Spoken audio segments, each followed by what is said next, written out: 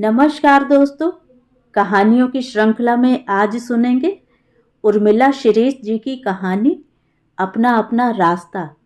लेकिन उससे पहले मेरा आपसे विनम्र अनुरोध है कि अगर मेरे द्वारा सुनाई हुई कहानियाँ आपको अच्छी लगती हैं और अभी तक आपने मेरे चैनल को सब्सक्राइब नहीं किया है तो सब्सक्राइब ज़रूर करें, लाइक करें और अपने दोस्तों और परिचितों में शेयर भी करें। बेल आइकन दबाना बिल्कुल भी ना भूलें। आज सुनिए अपना अपना रास्ता। तो तुम फैशन शो में भाग लोगी? हाँ, क्यों? कोई ऐतराज? फिर ऐतराज भी क्यों? पापा से पूछा, परमिशन ली? मतलब इतनी सी बात के लिए परमिशन लूं? मेरी अपनी कोई हैसियत है या नहीं? मेरी इच्छा भी तो मायने रखती है। मैं कोई शहर के बाहर तो जा नहीं रही हूं जो पूछूं। आपने ही उनको खुदा की जगह बैठाकर रखा है बात बात में पूछकर। फिर भी बाहर से लोग तो आ रहे हैं, तो इसमें पापा कहाँ से आ गए? इतनी सी बात के लिए क्या पूछना बताना? उन्हें सरप्राइज ही देंगे। पढ़ाई पर कितना असर पड़ेगा जानती हो? पढ़ लूंगी, पूरा साल पढ़ा है।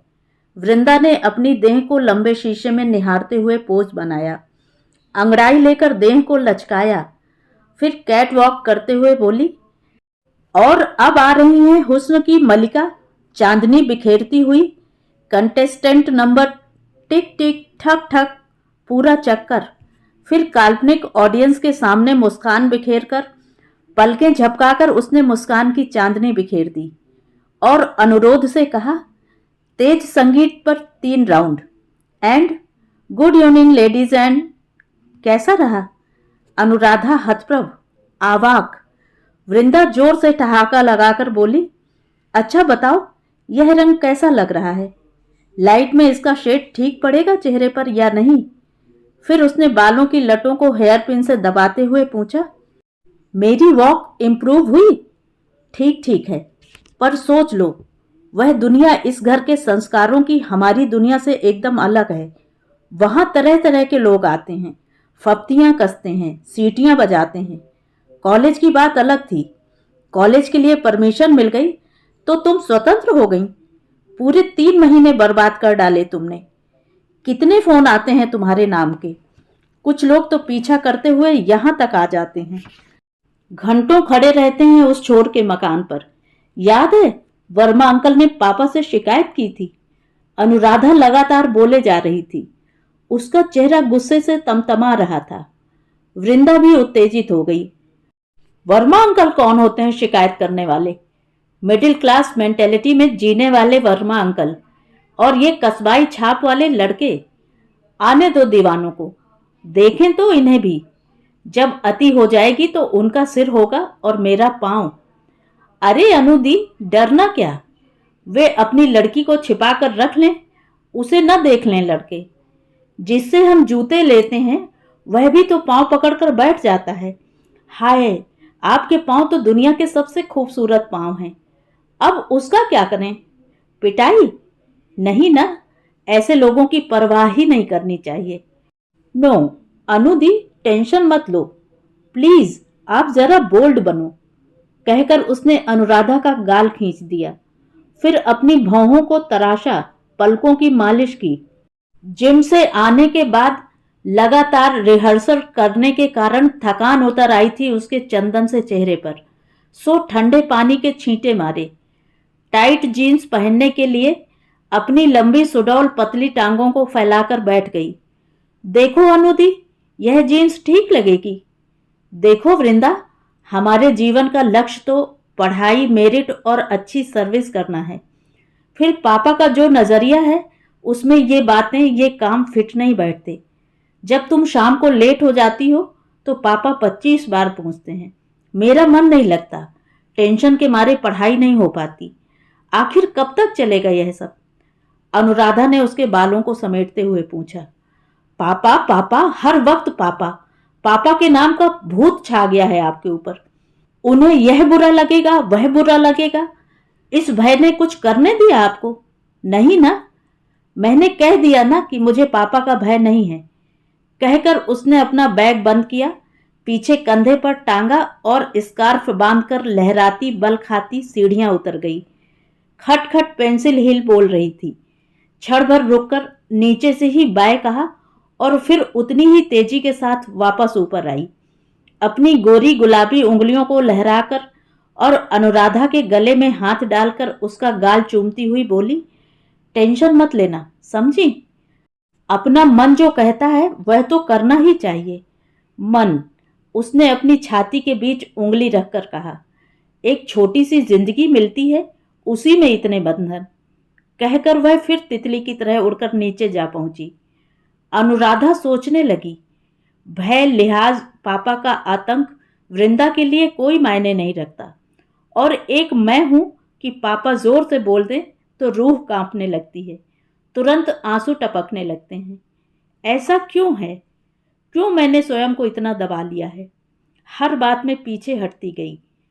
खोखले आदर्शों का चिथड़ा चिपकाए हुए सिर्फ एक छात्रा बनकर रह गई। क्या स्वतंत्र पहचान है मेरी?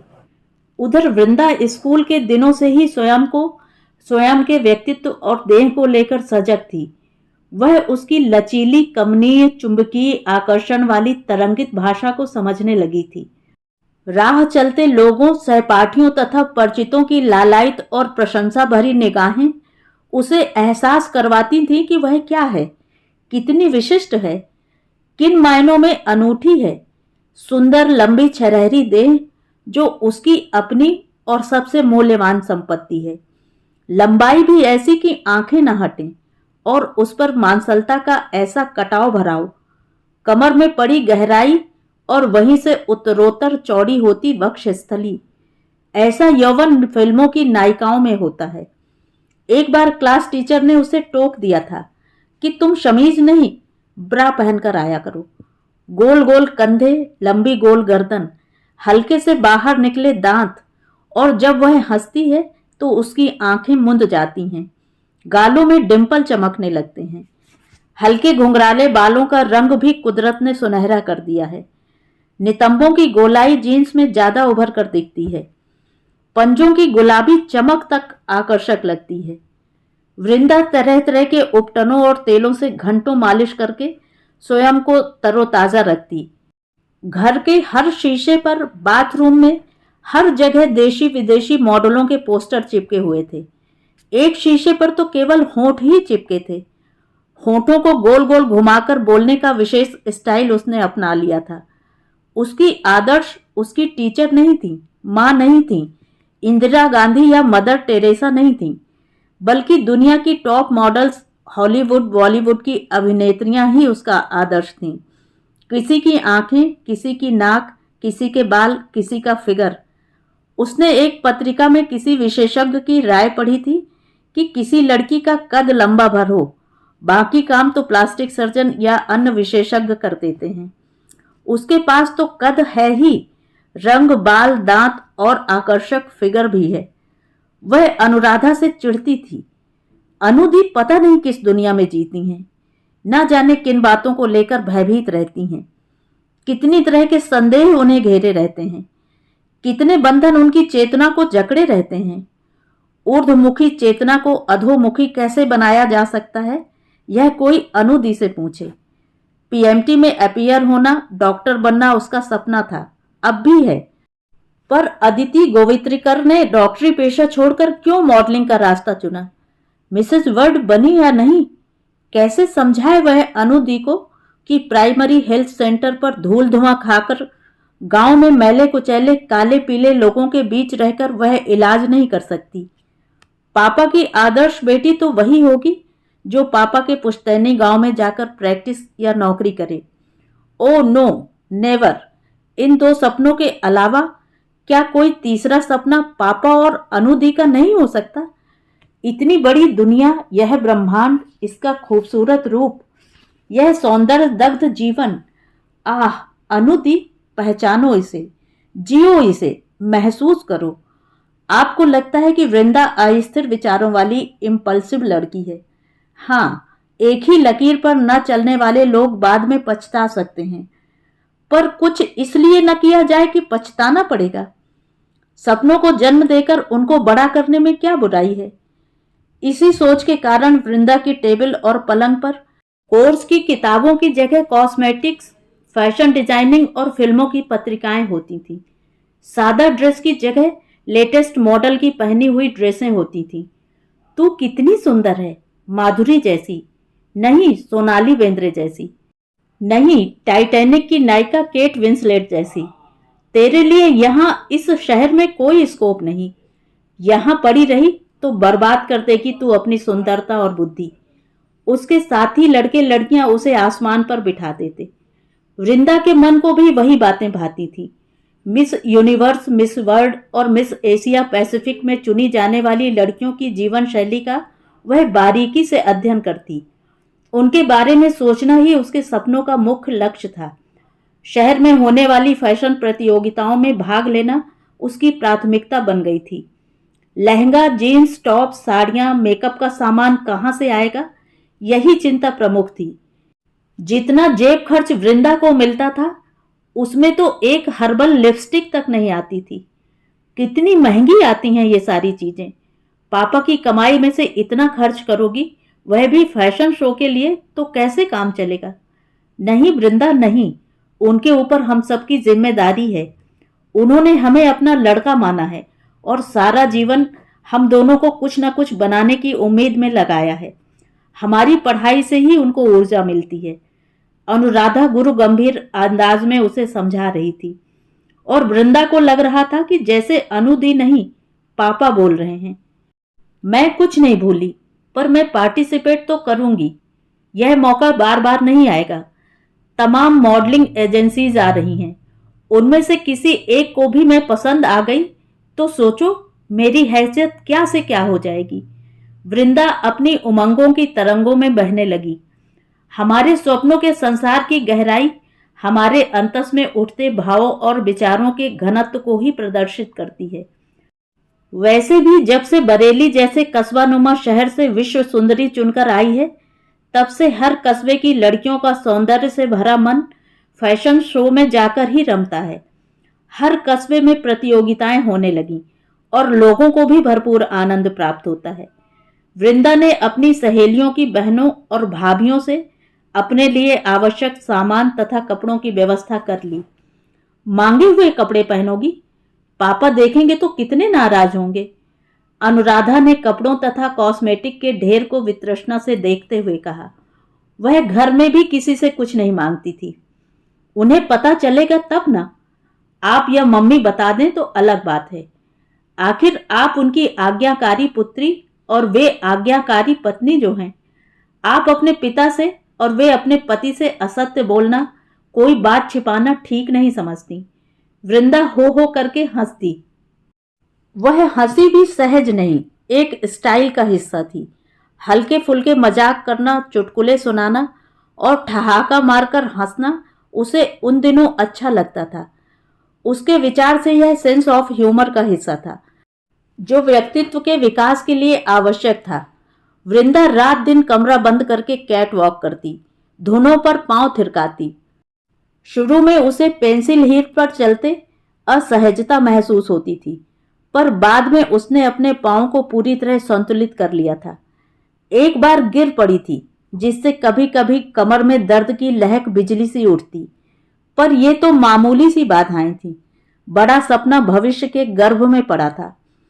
गर्भवती मां को तो गर्भस्थ शिशु के लिए जो सावधानियां बरतनी पड़ती हैं, सब सावधानियां तथा सलाहें मानकर वह चल रही थी। अनुदी, यह दुनिया बहुत बड़ी है। सब कुछ यहाँ भरा पड़ा है।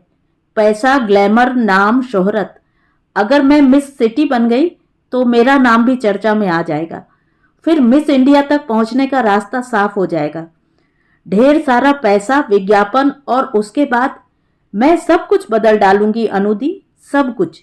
यह छोटा सा मकान, ये मामूली से सस्ते कपड़े, छी, मन मारकर पहनने पड़ते हैं। यह जंग लगी अलमारी, यह पुराना शीशा जिसमें आधा चेहरा लंबा और आधा चौड़ा दिखता है। कहकर वह फिर ठहाका मारकर हंस पड़ी। पूरे कमरे में उसकी शैलीबद्ध कृत्रिम हंसी गूंज रही थी। अनुराधा ने महसूस किया कि उसकी निश्चल हंसी गायब हो चुकी है। उसकी जगह ले ली है जबड़ा फाड़ बत्तीसी दिखा हंसी। यानी प्लास्टिक की गुड़िया की हसीने, जिसमें ऊपर तक दाढ़ें दिखें, गर्दन ऊपर उठाकर नाक सिकोड़कर ईश्वर के प्रति आस्था व्यक्त करना, पलकों को झपकाकर मुस्काना, कंधे उचकाकर बात करना और बात करते करते अकस्मात चुप हो जाना। अनुराधा देखती, उसकी आंखों में तितलियां उड़ रही हैं, हजारों रंगों की तितलियां जो एक नजर में मोहित कर लेती हैं, मगर छूते ही उनका रंग हाथों में लग जाता है या पंख टूटकर गिर जाते हैं। वृंदा आजकल पीएमटी की कोचिंग की जगह इंग्लिश स्पीकिंग कोर्स में जाती है। यह बात पापा को पता चली तो सवाल जवाब शुरू हो गए। पापा नौकरी पेशा आदमी थे। उन्हें समय, नौकरी और अपने तनावों के बीच किसी बात का तारतम्य टूटने की संभावना नजर नहीं आती थी, और जब नजर आती तो वे इसे सहन नहीं कर पाते थे। वृंदा कोचिंग नहीं जा रही? उन्होंने पूछताछ शुरू कर दी। उसने कोचिंग छोड़ दी है, वह पीएमटी नहीं देना चाहती, अनुराधा ने डरते डरते कहा। क्यों? क्यों नहीं देना चाहती? पूरा पैसा जमा किया जा चुका है। आखिर क्या करेगी वह? फिर उसका पूरा दिन कहाँ बीतता है? क्या करती रहती है? कोई बताएगा? अनुराधा कैसे बताए? बताएगी तो किस रूप में आएगी? कोहराम मचा देगी वृंदा कि अनुदी जिस काम से चिढ़ती हैं उसे होने नहीं देती। पापा को जानबूझकर बताया होगा। पापा क्या जाने कि उसका लक्ष्य बदल चुका है। चुपके से आकर एक चंचल मोहनी कामना ने उसके जीवन को परिवर्तित कर दिया है।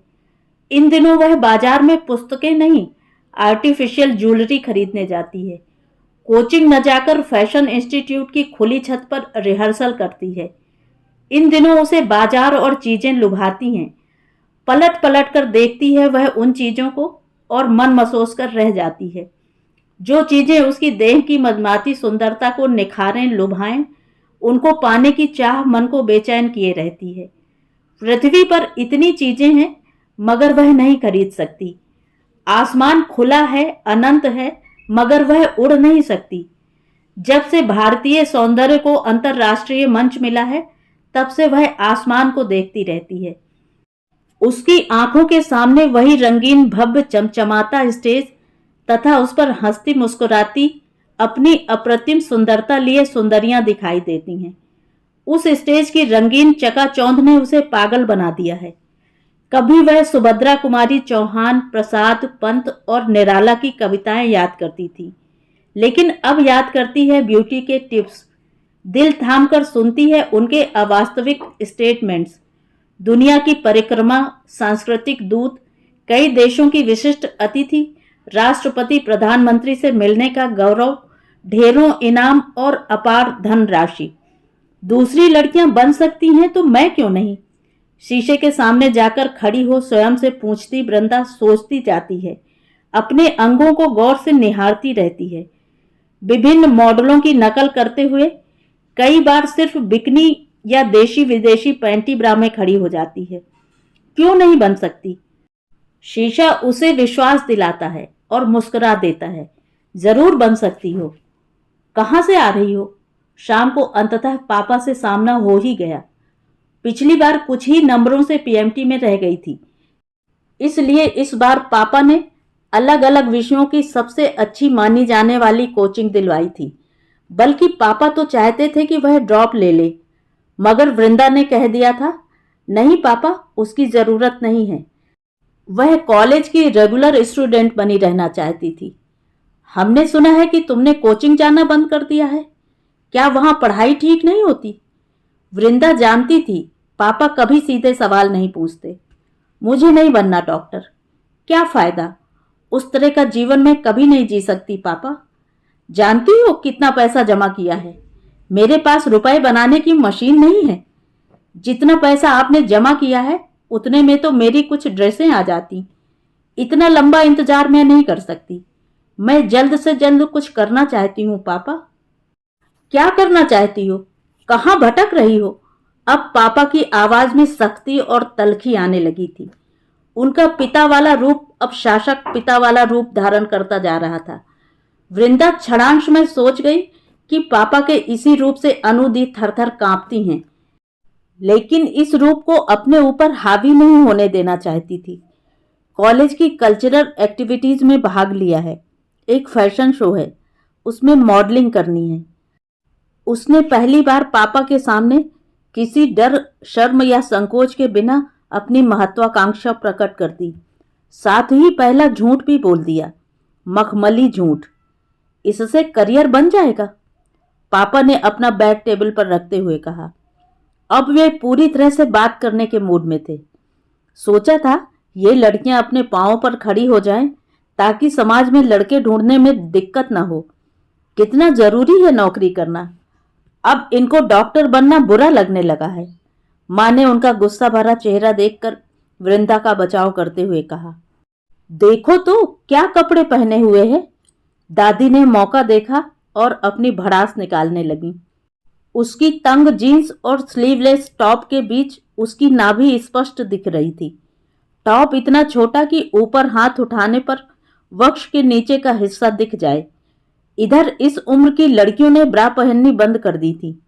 दूधिया रंग की देह गहरे रंग में और ज्यादा चमक रही थी। पापा ने चेहरा दूसरी तरफ कर लिया और उठकर अंदर चले गए। माँ को बुलाया और चिल्लाते हुए बोले, तुमने लड़की को बिगाड़ कर रख दिया। पहले भी बिना दुपट्टे के सूट पहनती थी। तुम इसे रोकती टोकती क्यों नहीं हो? कहो उससे कि यह सब पहनना बंद करे और आम लड़कियों की तरह रहे। मुझे उसके रंग ढंग ठीक नहीं लग रहे। देख लेना, यह हमारी बेइज्जती करवाएगी। वह सीढ़ी के पास खड़ी पापा की बातें सुन रही थी। छोड़ो भी, अभी तो बच्ची है वह, पहनने से क्या होता है। माँ पापा को कन्विंस करने की कोशिश कर रही थी। पिता प्रायः ऊपर बेटियों के कमरे में आते नहीं थे, मगर उस दिन जाकर देखा तो आश्चर्य में पड़ गए। यह क्या? यहाँ इंदिरा गांधी, स्टेफी ग्राफ और विवेकानंद की तस्वीरें लगा करती थी, लेकिन वे सब नदारद थीं।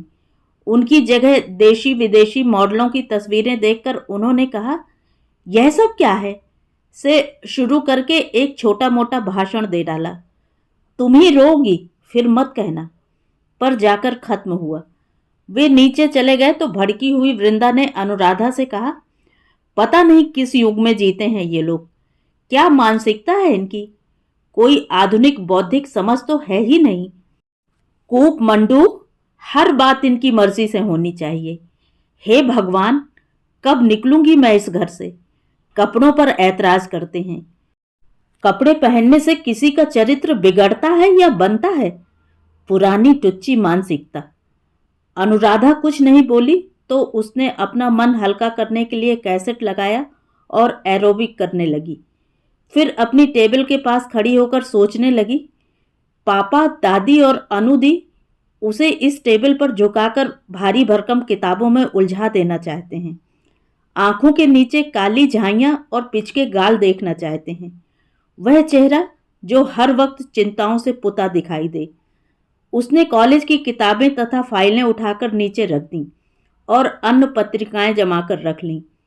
अब तो कॉलेज तथा मिस सिटी की प्रतियोगिता में भी मिस वर्ल्ड का पैटर्न ही अपनाया जाता है। बुद्धि और सौंदर्य का मिश्रण, दिमाग और देह का संगम, दिमाग की तत्परता, तेजस्विता और देह की चपलता, चमक, लोच, उभार, उतार चढ़ाव की उद्दाम लहरें, आंखों की चमक और सबसे बड़ी खूबी हंसी, सभी पर जादुई प्रभाव पड़ना चाहिए। अनुदी, प्लीज इन प्रश्नों के उत्तर ढूंढ दो, मैं याद कर लूंगी। न्यू रिलीज्ड म्यूजिक कैसेट्स, फिल्मों के नाम, ऑस्कर विजेता निर्देशकों के नाम, संगीतकारों और नायकों के नाम, और भी ऐसे प्रश्न जो पूछे जा सकते हैं। याद करवा दो अनुदी, उसने अनुराधा की चिरौरी करते हुए कहा।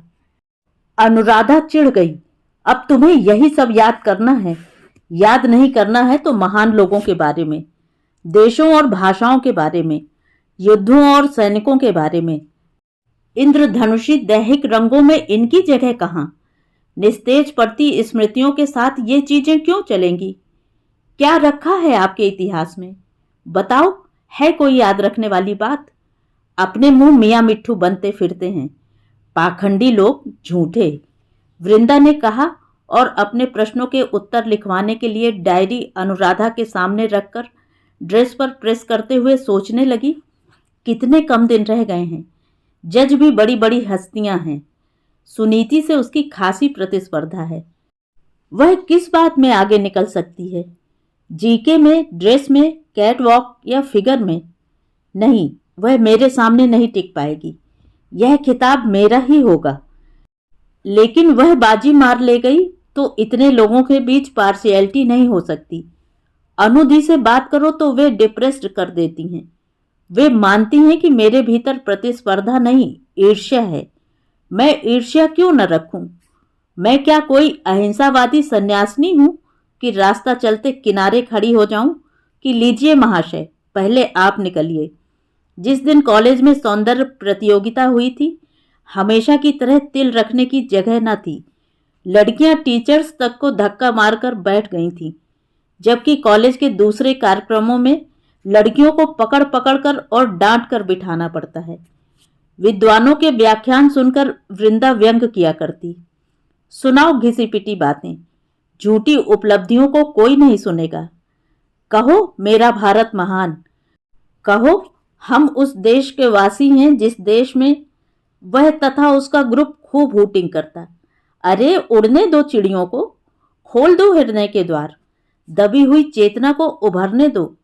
ये पुराणपंथी लोग पीछे ले जाएंगे, सतयुग लाएंगे, ऊपर से लगाएंगे तिलक और तिरछी निगाहों से देखेंगे लड़कियों के उभारों को।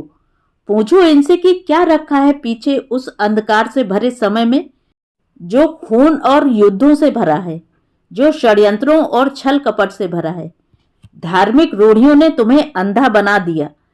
इतिहास की छात्रा की आत्मा उसके भीतर आकर बैठ जाती। पापा डांटते हैं मेरे कपड़ों को देखकर। वे कंचुकी बालाएं इसी धरती की थी ना? ओ मृतात्माओं के मुरीदों, उनकी सड़ी गली परंपराओं के नाम पर मातम मनाकर अपनी सुंदर कन्याओं को बेवक्त मत मारो, मत कर दो उनको बूढ़ा। घंटों निकल जाते इसी तरह की बातों बहसों में। प्रतियोगिता का समय नजदीक आने के कारण उत्तेजना तथा तनाव बढ़ना स्वाभाविक ही था। रात रात भर प्रश्नोत्तर याद करना, कैट वॉक करना, इसी से कमर में दर्द रहने लगा था। भरपूर पैसा न होने के कारण मन में टीस भी उठती थी कि मनमाफिक चीजें न ले सकेगी। कई बातों और स्थितियों को लेकर अपराध बोध और कुंठा डंक मारती रहती। आम लड़कियों का जीवन सिर्फ तरसने में निकल जाता है। बस इसी एक पॉइंट पर कुछ लोग उससे आगे निकल जाएंगे, यह विचार उसे उद्विग्न कर देता। मगर जुनून कम न होता था। इन मनोग्रंथियों को निकालने के लिए वह जोर जोर से पांव पटकती, जोर से चीखती और सब पर गुस्सा उतारने लगती। किसने कहा था कि तुम पार्टिसिपेट करो? एक दिन अनुराधा अपनी पुरानी धुन में नाराज होने लगी। तुम्हारा अपना किया धरा है सब, दूसरों को दोष क्यों देना चाहती हो? सब मुझे पार्टिसिपेट करने के लिए प्रोत्साहित करते हैं, और घर के लोग, आप अनुदी, आप भी सिवा डिस्करेज करने के क्या करती हैं? वृंदा रिवांसी हो उठी। मेरी सुंदरता, मेरी प्रतिभा, एक बार ट्राई करने में ऐसा क्या गजब हो जाएगा? तुम्हारा खर्च कहाँ से उठाया जाए?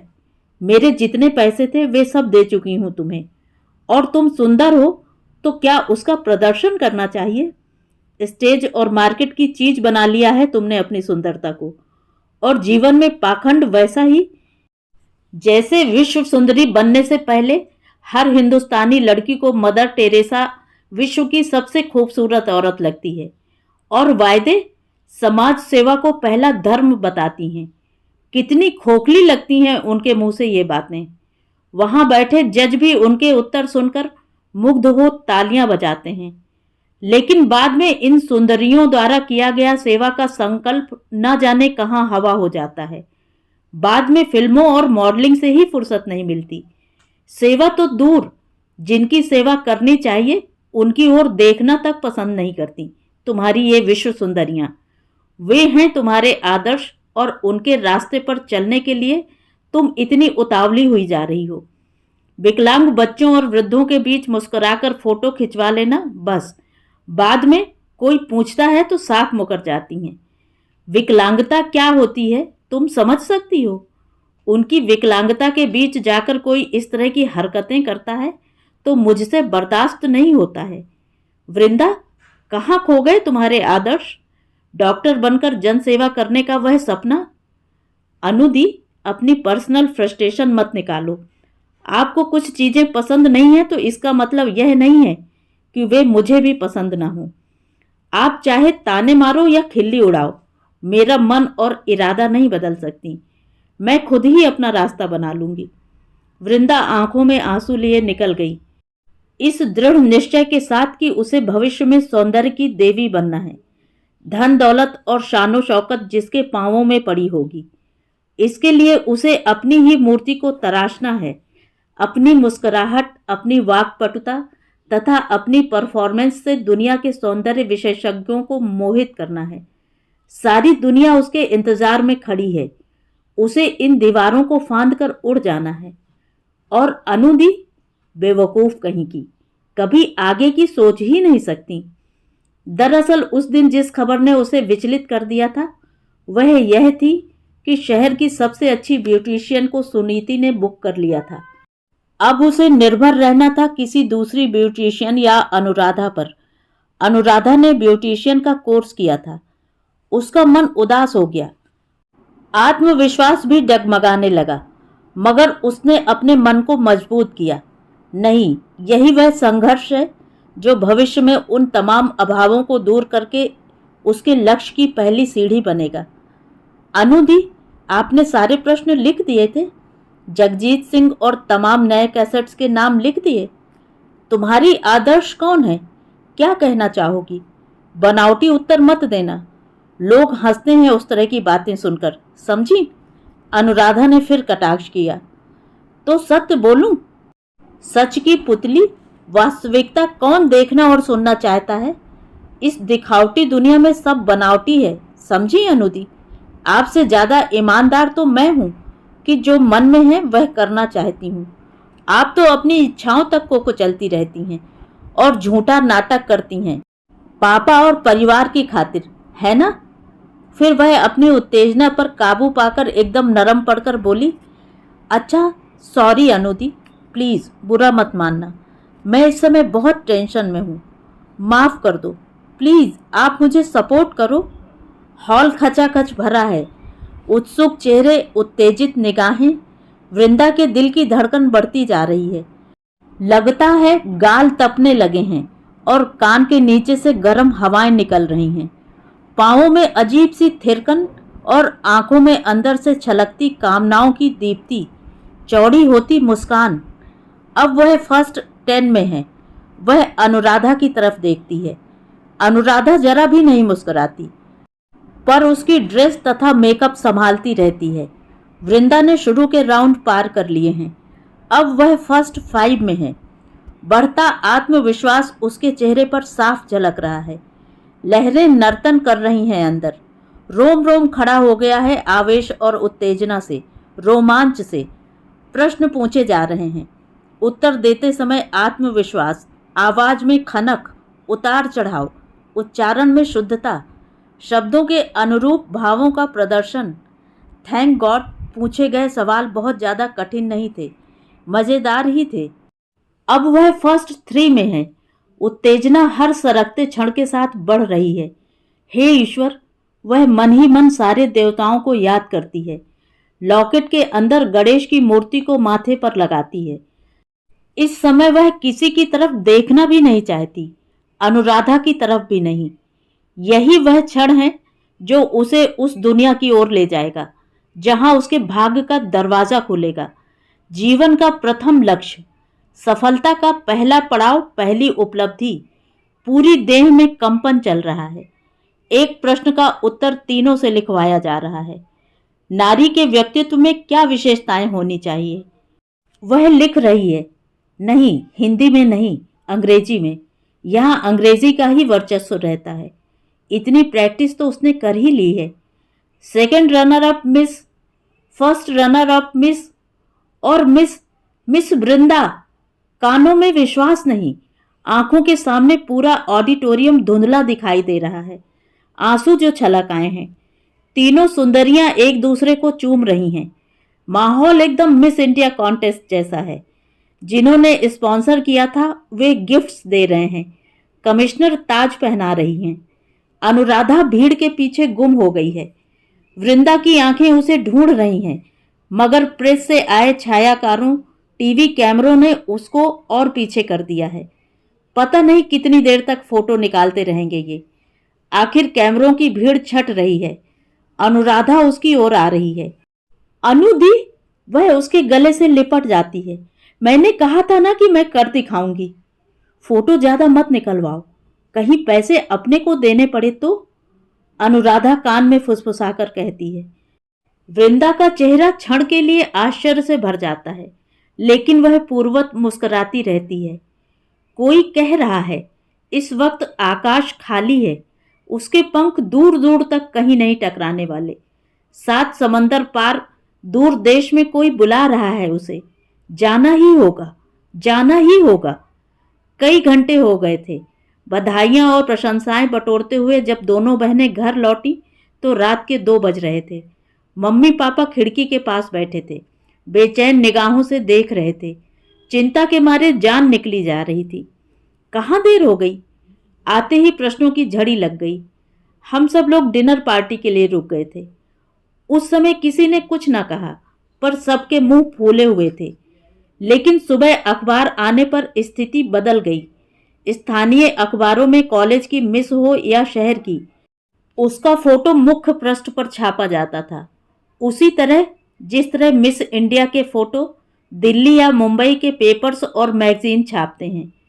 पापा ने गौर से देखा। क्या यह उनकी ही बेटी है? वृंदा पहचान में नहीं आ रही थी। इतनी खूबसूरत मुक्त हंसती हुई, आसमान में आधे उठे हाथ फ्लाइंग किस करते।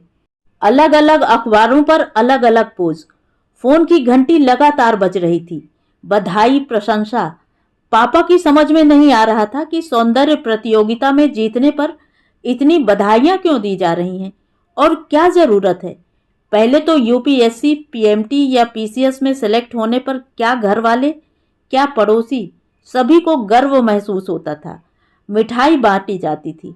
लेकिन आज उन्हें हल्की सी झेप महसूस हुई कि लोग उन्हें इसलिए बधाई दे रहे हैं कि उनकी बेटी खूबसूरत है, खूबसूरती की प्रतियोगिता में प्रथम आई है।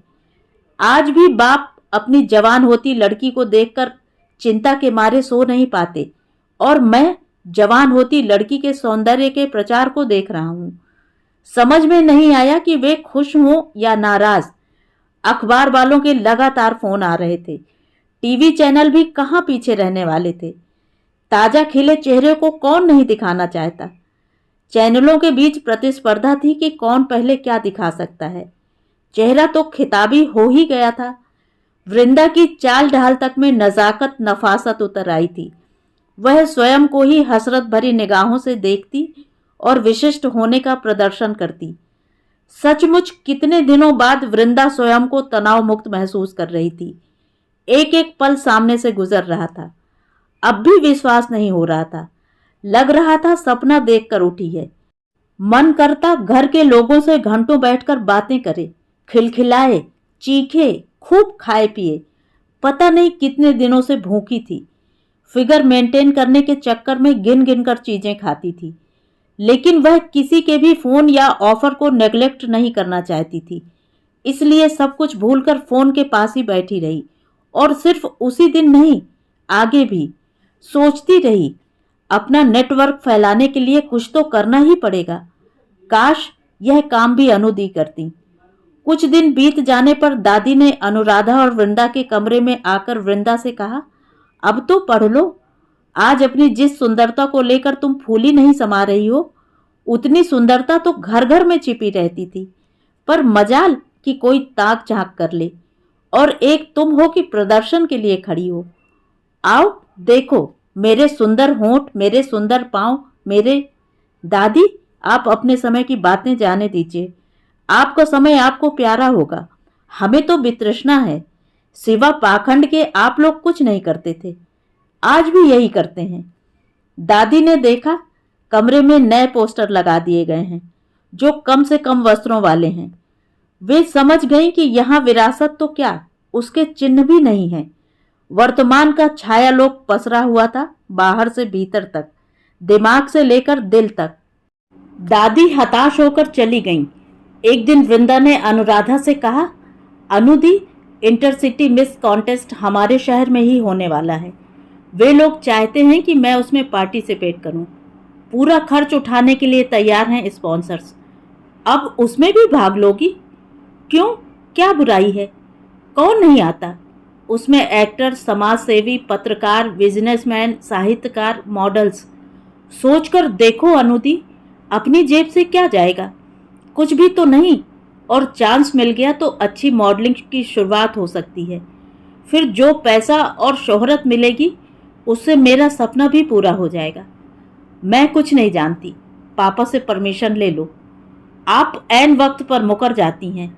मैं तो भाग लूंगी, चाहे जो भी स्थिति हो। पापा को भी मना ही लूंगी। पापा तक बात पहुंची ही नहीं। माँ को मना लिया वृंदा ने, पर दादी पापा की तरफ से दीवार बनकर खड़ी हो गईं। लोग क्या क्या नहीं कहते, किस नज़र से देखते हैं हमारे समाज में। आजकल किसी का कोई समाज नहीं रहा दादी, सब बदल चुका है। मैं कोई छुई मुई नहीं हूँ। किसी की बुरी नज़र से मैं मुरझा नहीं जाऊंगी। मुझे अच्छे प्रोग्राम मिलने लगे हैं या नहीं, मैं अपना और अनुदी का सारा खर्च निकाल लूंगी। बात खर्च की नहीं है। क्या तुम्हारा बाप तुम्हारे लिए कुछ नहीं कर रहा है? दादी, यह मौका फिर नहीं मिलेगा। अगले साल तक कौन याद रखेगा? नई मिस आ जाएगी, लोग उसके पीछे लग जाएंगे। फिर मिस इंडिया के लिए जाओगी? जाओगी से क्या मतलब? उसमें शामिल होना लाइफ की सबसे बड़ी अचीवमेंट होगी।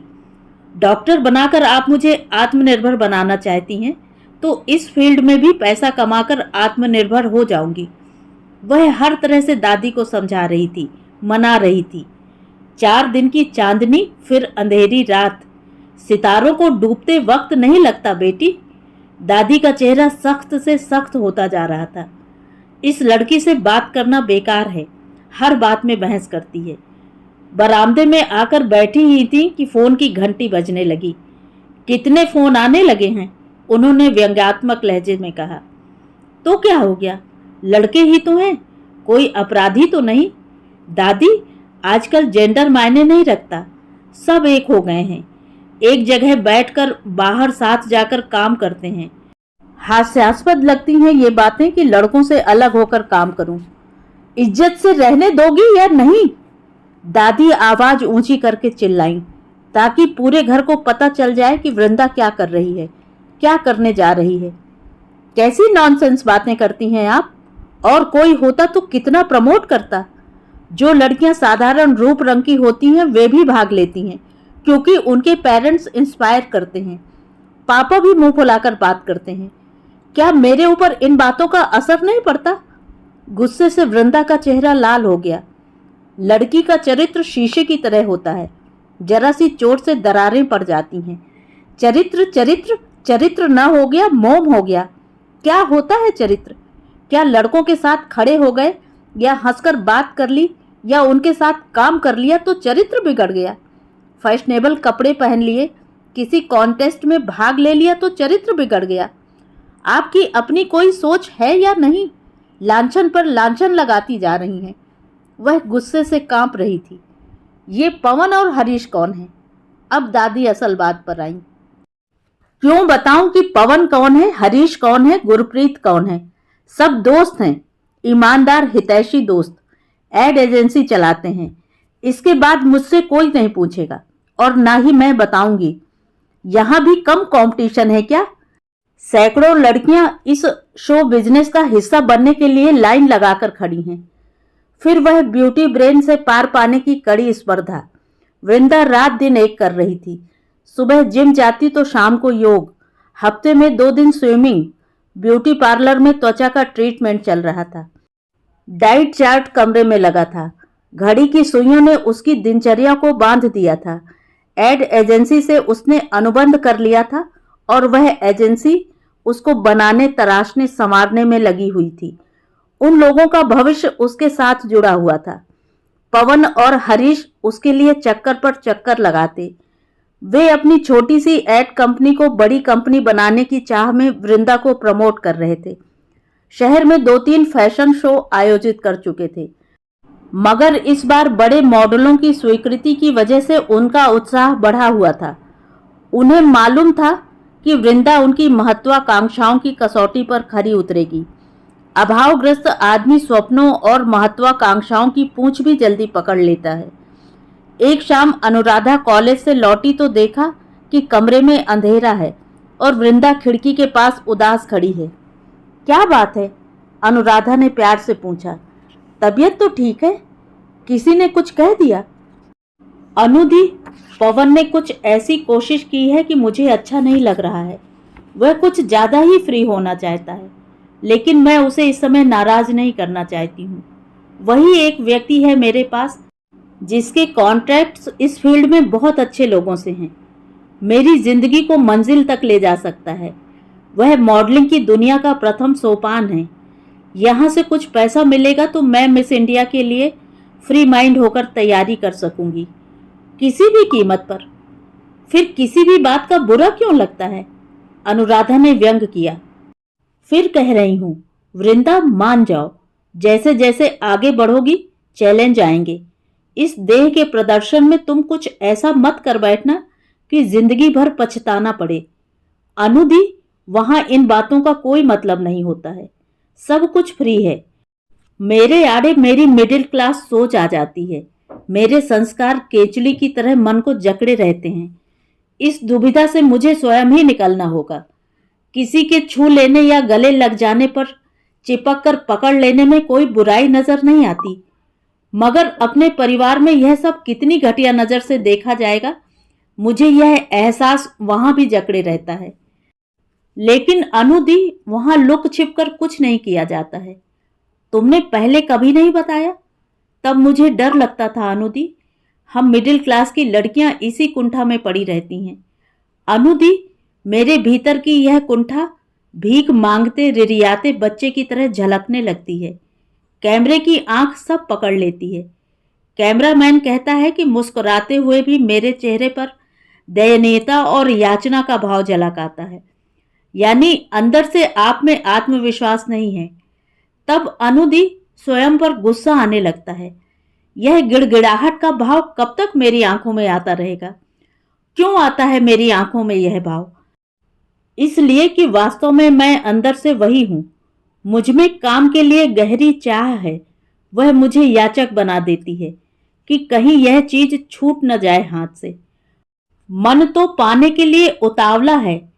याद है अनुदी, भुवन से हाथ मिलाने पर पापा ने आपको चांटा मारा था।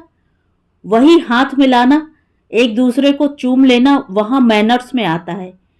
आज मैं दसों लोगों से हाथ मिलाती हूं, लेकिन इतना सा बदलाव भी मेरे भीतर वह आत्मविश्वास नहीं ला पाया जो मेरी मुस्कुराहट और आंखों को चमका दे। अनुराधा गौर से उसका चेहरा देख रही थी। कमनीय चेहरे पर भीतर से उठी सघन उदासी और बेचैनी ने तनाव के साए उतार दिए थे। एक भोली सी निष्कपट बच्ची, फुदक फुदक कर चलने वाली मासूम बहन कहां कहां की बातें सोचने लगी है। देह की नश्वरता और सभ्यताओं के संघर्ष को इतना बड़ा रूप दे डाला उसने। संस्कार, चरित्र सब उसकी भाषा में शामिल हो गए हैं। एक महत्वाकांक्षा ने उसे एकाएक सोच के स्तर पर प्रौढ़ बना दिया है। हमें आत्मविश्वास और स्वाभिमान के साथ रहना चाहिए। औरों के पास दौलत होगी, पर किसके पास है ऐसा नैसर्गिक मंत्रमुग्ध करने वाला व्यक्तित्व? लेकिन एक बात ध्यान रखना वृंदा, हड़बड़ाहट में कोई ऐसा कदम मत उठा लेना जिसको लेकर सबको और तुम्हें स्वयं शर्मिंदगी उठानी पड़े। परिवार को तो बात बात में शर्मिंदा होने की आदत पड़ी हुई है। कब तक इन बातों का टेंशन रहेगा कि परिवार में यह नहीं चलेगा, वह नहीं चलेगा, यह मर्यादा रखो, वह नैतिकता है। दुनिया कहाँ जा रही है और आपको लेकर मुझे दुख होता है अनुदी। वृंदा को पसंद नहीं था कि हरेक के सामने वह सफाई दे, हर बात को तर्क के साथ प्रस्तुत करे। सोचती, यही काम रह गया है मेरा। आज मेरी रिकॉर्डिंग थी, उसके बाद रिहर्सल, पवन के साथ आगे शूटिंग की प्लानिंग करनी थी। घर लौटने में देर तो होनी ही थी। अब इन लोगों को क्या क्या बताऊं, कैसे समझाऊं? मैं तो वैसे ही परेशान हूं। वह सचमुच बहुत परेशान थी। उसे बहुत सी चीज़ों की ज़रूरत थी और हर चीज़ महंगी थी। बाजार का महंगापन उसे उदास कर देता। बाजार का मायावी रूप उसे एहसास करा देता कि इसमें घुसने के लिए तुम्हारा पर्स कितना भारी होना चाहिए। तब बाजार ही जैसे उसके लिए प्रेरणा का काम करता कि तुम्हें हर हाल में आगे बढ़ना है। हर जगह पापा का पैसा खर्च नहीं किया जा सकता। पापा ज्यादा बोलते नहीं, उनकी खामोशी ही उनका अस्त्र है। वह स्वयं को आत्म केंद्रित करना चाहती थी। सोचती हर आदमी अलग है, अलग वजूद वाला। फिर भी रिश्तों के होने या टूटने का भय अवचेतन मन में क्यों छाया रहता है। मैं वर्जनाहीन मन लेकर काम करना चाहती हूँ, मगर परिवार का प्रेम, परिवार के प्रति लगाव बेड़ी की तरह काम करता है। पापा से लगातार अबोला बंधा हुआ है। सामने पढ़ते हैं तब भी कुछ नहीं पूछते। इसे मैं क्या मानूं? उनकी मौन स्वीकृति या विरोध का मौन रूप? पापा भी तो एक ही ढर्रे की लाइफ जीते आ रहे हैं। वही खटारा स्कूटर, वही दोयम दर्जे की चीजें। मैं सब कुछ बदल देना चाहती हूँ, कायाकल्प कर देना चाहती हूँ। शो के 2 दिन रह गए थे। रिहर्सल चलती रहती घंटों तक। बीच बीच में हंसी मजाक, छेड़छाड़। जो मॉडल आ रहे थे वे सभी 3 स्टार होटल में रुकने वाले थे और उन सब लोगों से उसे जाकर मिलना था। पवन मिलने पर जोर दे रहा था। उसने अपने सबसे अच्छे जीन्स और टॉप पहने, साथ ही हल्की ज्वेलरी। उनके सामने ठीक तो लगूंगी? वही मानसिकता फिर उसे जकड़ने लगी। जब वे लोग होटल पहुंचे तो 5 लोग बाहर निकलने वाले थे। उसके बाद उनकी प्रेस कॉन्फ्रेंस थी। लंबे, छरहरे, एकदम तराशे बदन वाले खूबसूरत युवक, पुराने जमाने जैसी भव्यता, देव पुरुष जैसा चुंबकीय आकर्षण, और लड़कियां, उनकी ड्रेस और ज्वेलरी तो क्या, चप्पलें तक देखकर हतप्रभ रह गई वृंदा। बात करने का निराला स्टाइल, मुस्कुराने का निराला अंदाज। होटल की चमक दमक और भव्यता ने उसे चमत्कृत कर दिया था। अनुदी, यह होता है जीवन, ऐसा शानदार। देखो तो दुनिया में कितनी खूबसूरती है, कितनी संपन्नता है, कितनी बेमिसाल चीजें। और अनुदी, एक हम लोग हैं, अपने अभावों को गले लगाकर गर्व महसूस करते हैं और घुट घुट कर मर जाते हैं, यह सोचकर कि यह नहीं करना, वह नहीं करना। हमारी सारी वर्जनाएं। और ये लोग भी तो किसी परिवार में रहते होंगे, इनके भी माँ बाप होंगे। लौटते हुए वह अपनी हीनता से घिरी हुई थी और अनुराधा को परोक्ष रूप से तैयार कर रही थी, तरह तरह से समझा रही थी।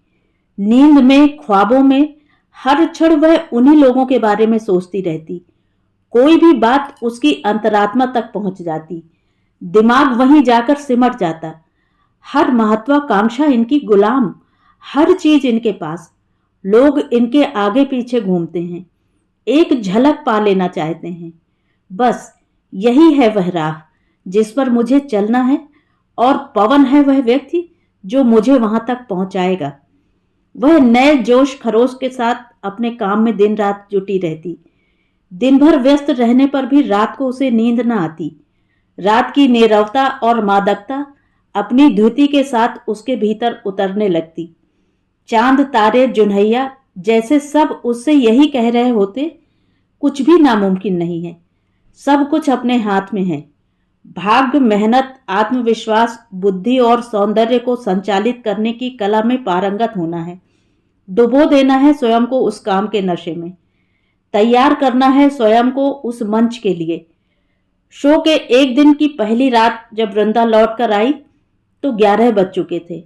थकान से उसका जोड़ जोड़ दुख रहा था। चेहरा मुरझा गया था। आंखें बंद हुई जा रही थीं। गालों पर लालिमा उतर आई थी। आंखों में अरुणाभ मादकता थी। वृंदा? अनुराधा उसकी लड़खड़ाती चाल देखकर समझ गई कि उसकी तबीयत ठीक नहीं है। तुम ठीक तो हो? इस शो के पीछे तुम अपने को बर्बाद किए ले रही हो। ऐसा कुछ नहीं है अनुदी, पोर पोर दुख रहा है, चक्कर जैसा आ रहा है। यह क्या, तुम शराब पी कर आई हो? अनुराधा ने उसका मुंह सूंघते हुए कहा। थोड़ी सी बियर पी थी। उन लोगों ने बहुत ज़्यादा आग्रह किया। हम लोग बहुत ज़्यादा थक गए थे। बहुत टेंशन है हम लोगों को।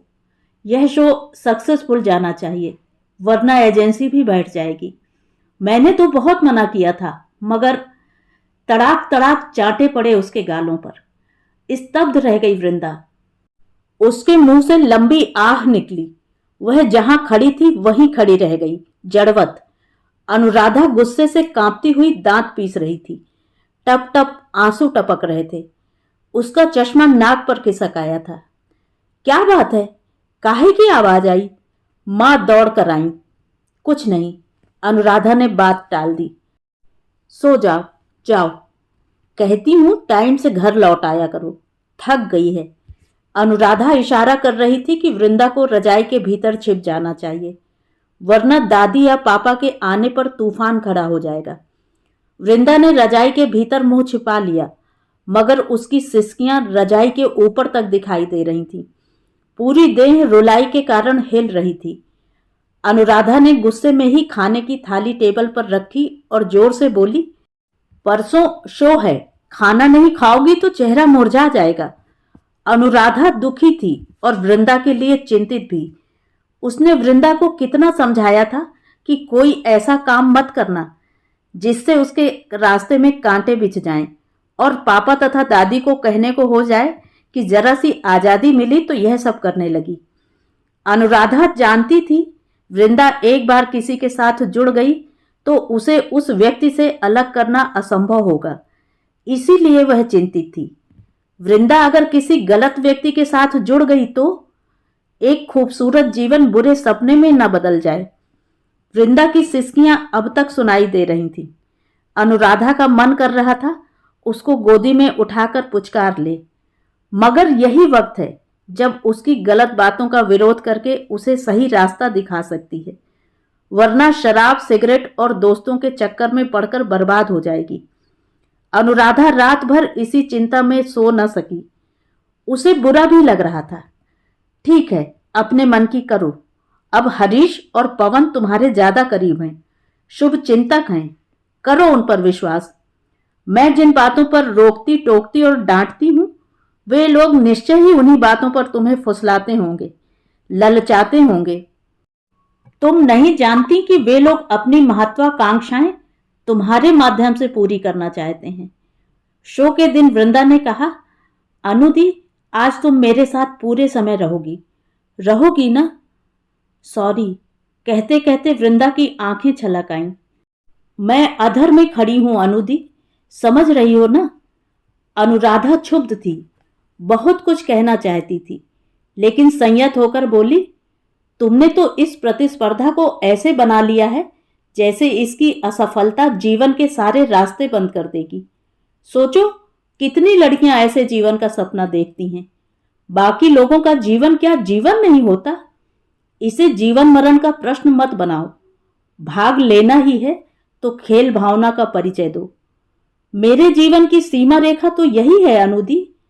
आखिर ऐसा मैंने क्या किया है कि आप सब मुझे शक और धिक्कार की निगाहों से देखो? क्या शराब सिगरेट पीने से आदमी आदमी नहीं रहता? उसकी अच्छाइयां, उसका टैलेंट कोई मायने नहीं रखता? कोई नहीं देखता शक की निगाहों से, लेकिन किसी की बातों में आकर बहकना नहीं है।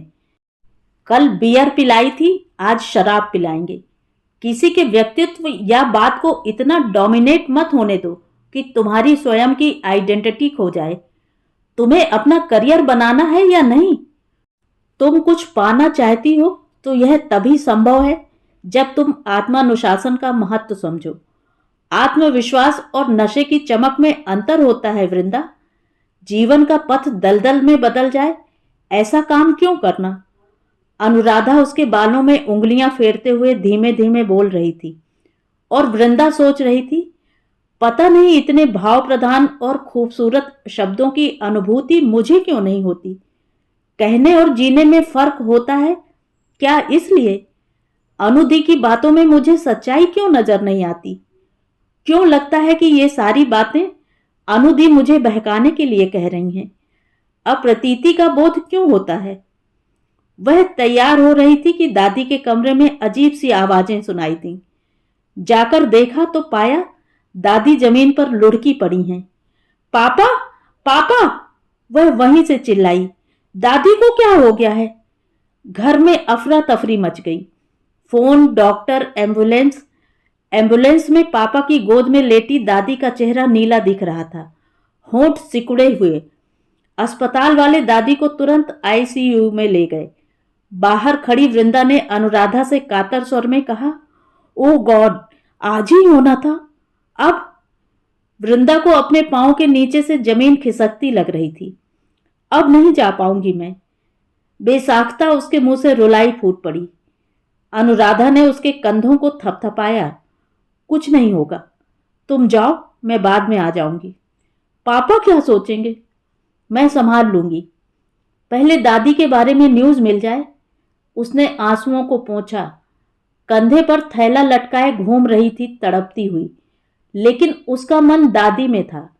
दादी का चेहरा सामने था, निस्तेज पड़ता चेहरा, भीतर धंसी आंखें, दर्द की तड़प होठों ही होठों में बड़बड़ा रही थी।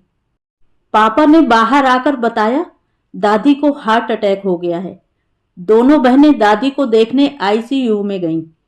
निर्जीव सी पड़ी दादी को इस हालत में देखकर वृंदा ने मन ही मन कहा, सॉरी दादी। टप टप आंसू टपक पड़े। उनके सिकुड़े हाथों को थामे वह थोड़ी देर बैठी रही। एक पूरी उम्र इन झुर्रियों में सिमट आई थी। एक दिन वह भी बूढ़ी हो जाएगी इसी तरह। फोन पर सूचना पाकर पवन और हरीश भी अस्पताल चले आए थे और बाहर बैठे थे।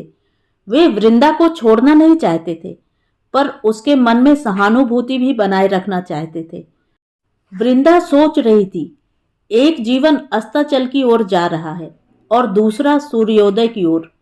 लेकिन दादी को छोड़कर जाऊंगी तो परिवार के सब लोग क्या सोचेंगे? पर आज वाला कॉन्टेस्ट दोबारा नहीं मिलेगा। महीनों की मेहनत और पैसा सब बर्बाद हो जाएगा। तब पापा ने ही स्थिति को समझा और संभाला।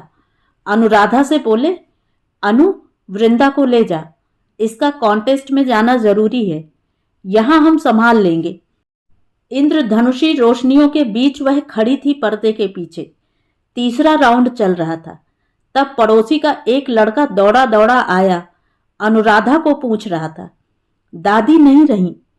अनुराधा ने खबर सुनकर अपनी रुलाई रोकी। वृंदा को खबर देना ठीक न था। वह अंतिम 5 में थी। उसने अनुराधा को रोते हुए देख लिया तो अपसेट हो जाएगी। उसकी सारी मेहनत पर पानी फिर जाएगा। अनुराधा स्वयं को जब्त किए रही।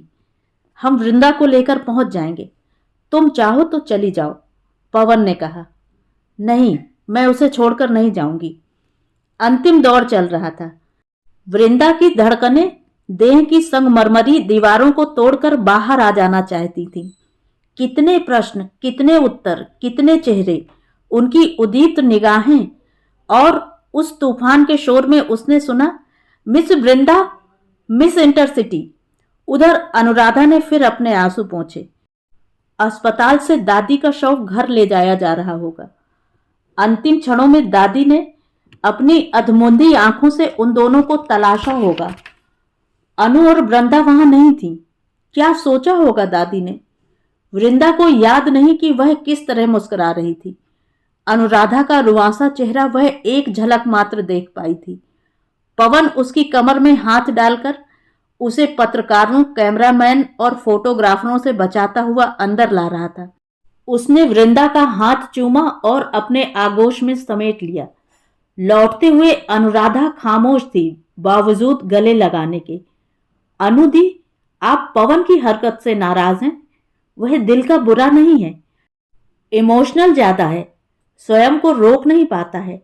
उसने सारी जमा पूंजी लगा दी थी इस शो के लिए। वृंदा अपनी ही रॉ में बोले जा रही थी। अब हम लोगों को डिनर में पहुंचना है। डिनर में नहीं चल पाएंगे हम लोग, हमें जल्द से जल्द घर पहुंचना है। बाहर से आए सारे मेहमान बुरा मान जाएंगे, वहां तो जाना ही पड़ेगा। हमें घर पहुंचना है। अनुराधा ने अपने आंसुओं को पीते हुए कहा, वैसे भी काफी देर हो चुकी है। एक दिन लेट हो जाएंगे तो कौन सा कहर ढा जाएगा? कहर ही ढा जाएगा वृंदा। दादी शाम को ही हमें छोड़कर चली गई। मैं तो कहकर अनुराधा फपक कर रो पड़ी। कितना याद किया होगा उन्होंने हम दोनों को, क्या सोचती होंगी। वृंदा एकदम सख्ते में आ गई, पूरी देह में जैसे करंट लग गया हो। बोली, अनुदी, पवन को पता है? हाँ। जब वे दोनों घर पहुंची तो दादी का शव जमीन पर रखा हुआ था, दीपक जल रहा था, चारों तरफ आटे से रेखा खींच दी गई थी, अगरबत्ती जल रही थी। माँ पापा दोनों बैठे थे, उन्होंने निगाहें उठाकर देखा तक नहीं। वृंदा चुपचाप दादी के सिरहाने जाकर बैठ गई। रास्ते में मेकअप पोंछ लिया था, पर लिपस्टिक का रंग और आंखों में आर्टिफिशियल आई लैसेस अब भी लगी हुई थी। सॉरी पापा, अनुराधा ने पापा के कंधों को पकड़कर कहा। कम से कम तुम तो बेटा। वृंदा ने पापा के डूबते स्वर को सुना। तो क्या मेरे आने की उम्मीद नहीं कर रहे थे पापा? मैं शो कर रही थी, तो क्या मैं दादी को प्यार नहीं करती थी?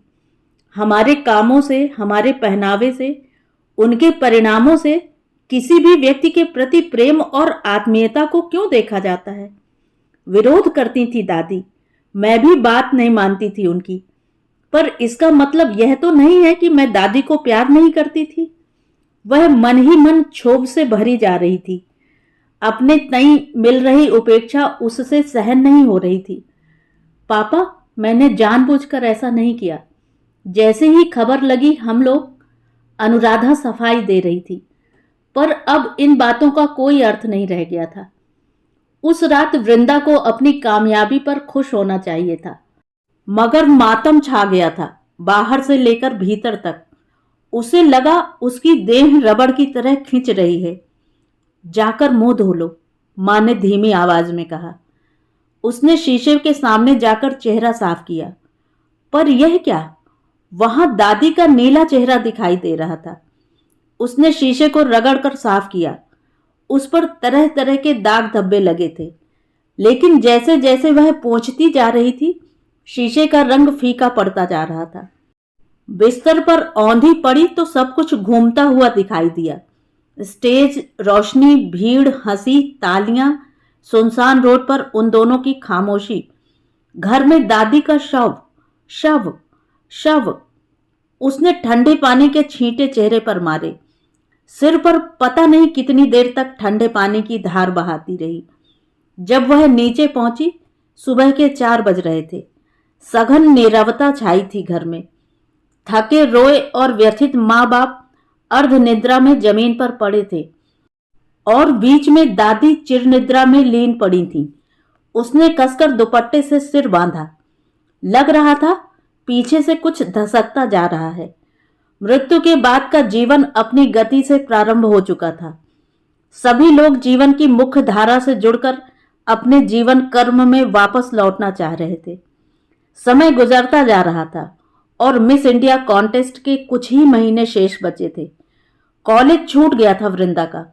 उपस्थिति कम थी, इसलिए प्राइवेट परीक्षा देने का विचार बना लिया था। पवन और हरीश का कहना था कि उसे दिल्ली में रहकर कोई डिप्लोमा करते हुए अपनी तैयारी करनी चाहिए। मॉडलिंग का पैसा आएगा तो खर्च चल जाएगा। रहोगी कहाँ दिल्ली में? अनुराधा ने पूछा। वर्किंग गर्ल्स हॉस्टल में या कहीं पेइंग गेस्ट बनकर।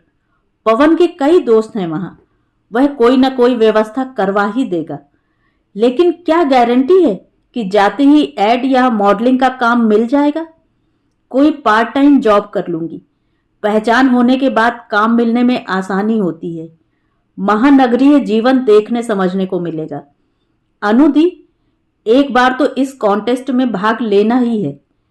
इसमें फर्स्ट 3 में आ गई तब भी कई आयाम खुल जाते हैं काम पाने के।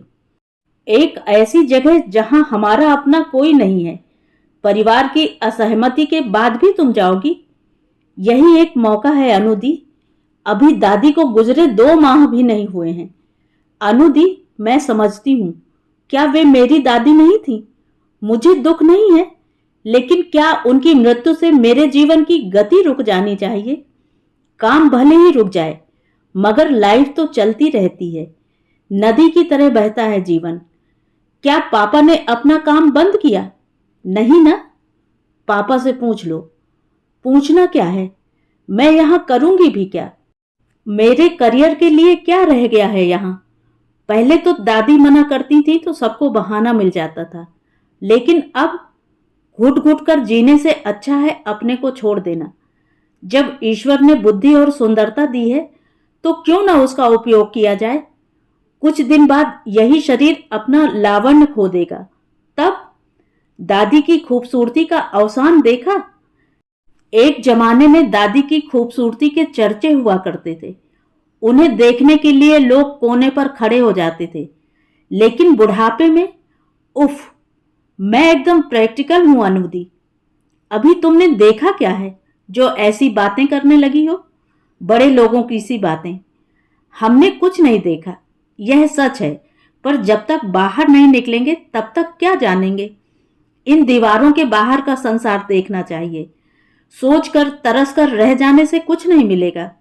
सच बताऊं, ज्यादातर लड़कियां सिर्फ भय और दबाव के कारण कुछ नहीं कर पाती हैं।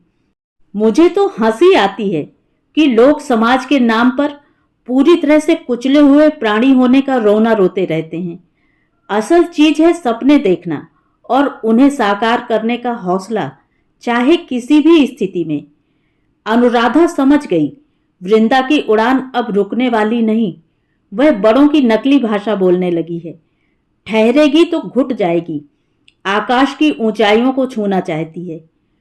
पापा ने आशीर्वाद दिया, सफलता के लिए शुभकामनाएं दी, लेकिन वृंदा को विदा करने के लिए स्टेशन जाने से इनकार कर दिया। वृंदा जब स्टेशन पर पहुंची तो हाथ में एयरबैग, पानी की बोतल और आंखों में उत्साह की चमक थी। मां की आंखों से बहते आंसुओं को देखकर वह मुस्कुरा रही थी, उन्हें हंसा रही थी, उन्हें समझा रही थी। अनुराधा ने रुलाई रोकने के लिए होंठ दबा रखे थे। आसपास के लोग वृंदा को उत्सुकता से देख रहे थे। टीवी पर मुस्कुराता चेहरा, पेपरों में छपा चेहरा उनके सामने था। लोगों की निगाहों ने उसे रोमांचित कर दिया। उसे लगा सचमुच वह विशिष्ट है। विदा लेते समय उसकी आंखों में एक क्षण के लिए भय था, संदेह भी था, पर उससे ज्यादा खुशी थी। हाथ हिलाते वक्त हृदय की धड़कन थोड़ी सी बढ़ी, आंखें भी छलछलाईं, पर जीवन एक नई दिशा की ओर भाग रहा था। वृंदा का पहला पत्र। अनुदी, पहुंचने की खबर तो फोन पर ही दी थी, पर आपने पत्र लिखने को कहा था सो लिख रही हूं। स्टेशन छोड़ते वक्त हृदय को धक्का लगा। ट्रेन की स्पीड के साथ ही मेरे हृदय की धड़कनें भी बढ़ती जा रही थी। आखिर सबको पहली बार छोड़कर पहचान विहीन दुनिया में जा रही थी। रात में भी सोते जागते लगता रहा कि जैसे मैं किसी सुरंग के भीतर से गुजर रही हूं और धरती में धंसती जा रही हूं। अंतहीन अंधकार था, स्पंदनहीन पड़ी थी सारी पृथ्वी, या मेरे भीतर उसे महसूस करने की क्षमता ही समाप्त हो गई थी। अनुदी, आपका चेहरा क्यों नहीं हटता है मेरी आंखों के सामने से? दादी का इस तरह चले जाना और पापा का स्टेशन ना आना रह रहकर अखरता रहा। मन ने कहा लौट चलूं। जहां जा रही हूं वहां मेरा अपना कौन है? क्यों जा रही हूं मैं? लेकिन यह ख्याल क्षण भर के लिए ही आया। फिर लगा कि एक व्यक्ति अपनी योग्यता और देह की पूंजी से कितना कुछ पा सकता है। आज जो सफल है वही महान है। महान लोगों का अतीत देखो तो क्या थे वे, लेकिन किया संघर्ष, बने महान। आज सफलता पाने के लिए, अपनी जरूरतों को पूरा करने के लिए यदि थोड़े कष्ट उठाने पड़े या थोड़ा अकेलापन झेलना पड़े तो क्या हुआ? पवन आ गया था, उसने पहले से ही इंतजाम कर दिया था। रहने की जगह अच्छी है, बहुत जल्द मनपसंद काम मिल जाएगा। यहीं से मेरे जीवन की एक नई पारी शुरू होगी। कोई ना कोई पढ़ाई तो करनी ही थी, सो कर रही हूं। फैशन डिजाइनिंग का कोर्स ज्वाइन कर लिया है। मैं तुम्हारी बातों का पूरा पूरा ध्यान रखूंगी। सफलता मेरा पर्याय बने, मेरे सपनों को मूर्त रूप मिले, इसके लिए अपने भगवान से प्रार्थना करना। दूसरा पत्र। अनुदी, दिल्ली बहुत बड़ा शहर है। भीड़, गाड़ियां, धुआं, मैं तो चकित रह गई थी। जिस छोटे से घर को हम शानदार और सुंदर मानते हैं, जिसे हम स्वतंत्रता कहते हैं, जिन छोटी छोटी बातों में हम उलझे रहते हैं और उनका तनाव झेलते रहते हैं, उनका यहाँ कोई महत्व ही नहीं है। और फिर मैं एडवर्टाइजिंग की जिस चकाचौंध वाली दुनिया में आ गई हूँ, उसमें तो हमारे कस्बाई मूल्यों और उनसे जुड़ी नैतिकता की बातों का कोई मतलब ही नहीं है। यहाँ के एक 5 स्टार होटल में मुझे अप्रेंटिस के रूप में काम मिल गया है। मॉडलिंग के लिए भी प्रयास जारी है। यहाँ की लड़कियां कितनी बोल्ड हैं, आत्मविश्वास से भरी और निर्भीक। मैं उनके सामने कितनी दब्बू नजर आती हूँ। लेकिन पवन का मानना है कि मेरी जैसी संपूर्ण सुंदरता किसी किसी में ही होती है। अनुदी, आपको क्या लगता है, वह सच बोल रहा है? उसने मुझे टीवी प्रोड्यूसरों से भी मिलवाया है। बहुत मेहनत कर रहा है वह मेरे लिए। यहाँ खर्चे बहुत ज्यादा हैं। अनुदी, वहां पापा को महीना भर खटने पर जितना पैसा मिलता है और जिससे पूरे घर का खर्च चलता है, उतना पैसा तो यहाँ एक दिन में दी जाने वाली पार्टी में खर्च हो जाता है। सच अनुदी, यहाँ का जीवन निराला है। मिस इंडिया कॉन्टेस्ट की तैयारी चल रही है, देखिए क्या होता है। तीसरा पत्र। अनुदी, बहुत ज्यादा व्यस्त हो गई हूँ। मेरे बारे में कहा जा रहा है कि मैं मिस इंडिया की सबसे प्रबल दावेदार हूँ और आने वाला समय मेरे लिए बहुत शानदार होगा। यहाँ सौंदर्य प्रतियोगिता से संबंधित तमाम बारीकियां सिखाई जाती हैं। खाना पानी, चाल ढाल, बात करने की स्टाइल, आंखों का भाव विलास, पोर पोर से टपकती नजाकत, त्वचा को चमकाने के तरीके। ब्यूटी पार्लर एक नए रूप में खड़े कर देता है, जैसे मशीन हो रूप रंग बदलने की। पवन हर जगह साए की तरह मेरे साथ लगा रहता है। हमें जगह जगह जाना पड़ता है। इस प्रतियोगिता के विभिन्न पड़ावों के बारे में बाद में लिखूंगी। मैं फिलहाल एक एड में काम कर रही हूँ। कुरियर से अपना फोटो एल्बम भेज रही हूँ। अगले पत्र में कोई विशेष खबर दूंगी। चौथा पत्र। अनुदी, हफ्तों बाद पत्र लिख रही हूँ। आप मुझसे नाराज हैं। फोन पर बात करने से लगा कि सब लोग मेरी तरफ से लापरवाह और निराश हो चुके हैं। यहाँ हर मिनट की कीमत होती है। समय को अपने हाथों में पकड़ कर रखना पड़ता है।